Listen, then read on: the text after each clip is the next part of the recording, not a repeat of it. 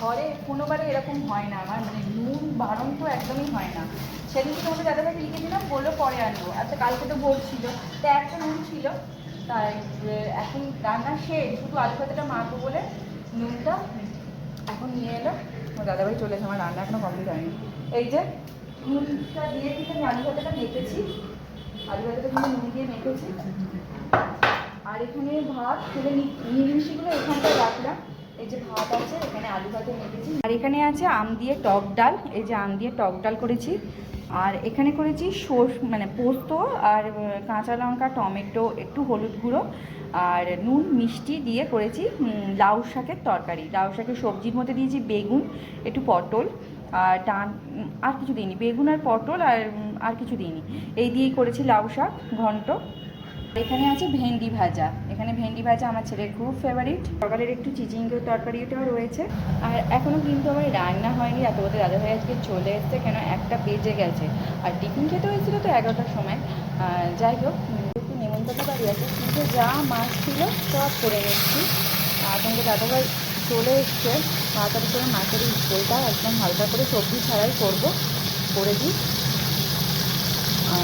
আর কি বার করেই করেছি, আর মাছটা ভেঙে গেছে।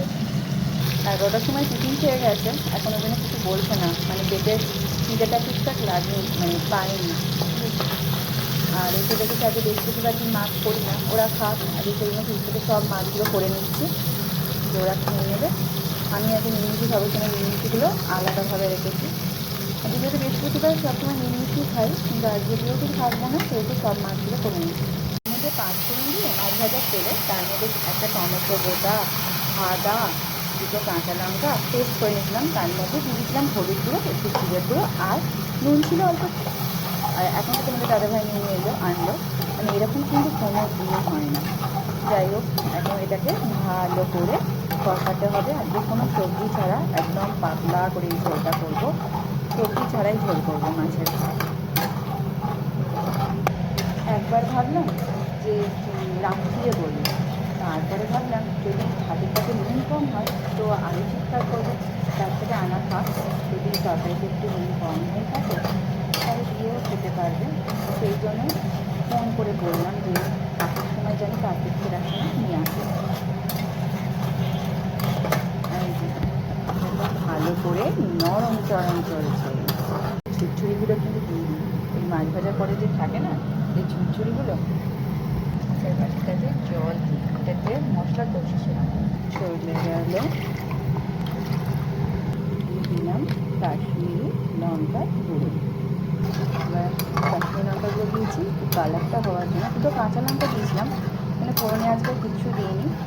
আর শুকনো লঙ্কাটা নেই, ওটাও বারোটা বলা হয়নি।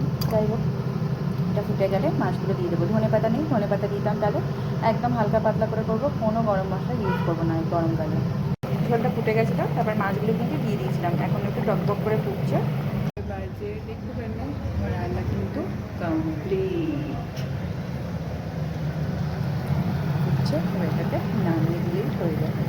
মাছের পাতলা ঝোল, একদম টলটলে ঝোল, একদম রেডি।